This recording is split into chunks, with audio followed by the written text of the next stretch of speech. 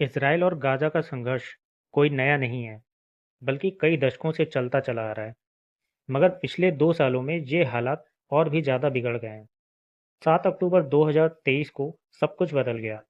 उस दिन हमास ने इसराइल पर अब तक का सबसे बड़ा हमला कर दिया, जिसमें 1200 से ज़्यादा लोग मारे गए और करीब 250 लोग बंधक बना लिए गए।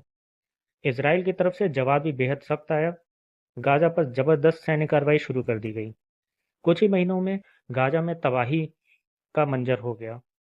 हजारों मौतें, लाखों बेघर और जरूरी सामान की भारी कमी। 2024 में हुए युद्ध विराम और बंधक अदला-बदली बार-बार हुए और फिर रुक गए।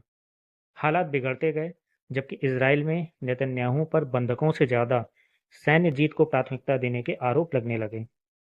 2025 की शुरुआत तक इजराइल ने गाजा के करीब 75% हिस्से पर कब्जा कर लिया था और जो इलाके बाकी बचे थे, वहीं पे 20 से 50 के बीच में इजरायली बंधकों के होने की आशंका थी।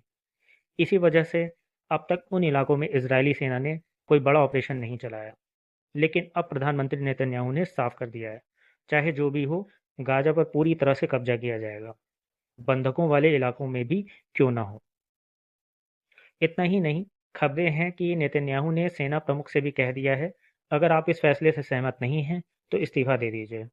इस फैसले का विरोध इसराइल के अंदर और विदेशों में भी हो रहा है।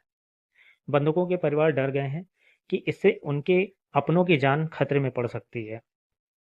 इस समय गाजा में हालात और भी बदतर हैं। जरूरत के मुकाबले सिर्फ 14 से 15% ही मदद पहुंच पा रही है।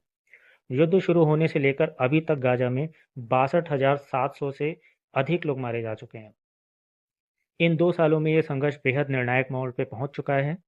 नेतन्याहू का पूरा कब्जा वाला ऐलान गाजा के लोगों के लिए एक बड़ी तबाही और पूरे क्षेत्र में लंबे समय तक अस्थिरता लेकर आ सकता है। हर किसी के मन में यही सवाल है कि आगे क्या होगा।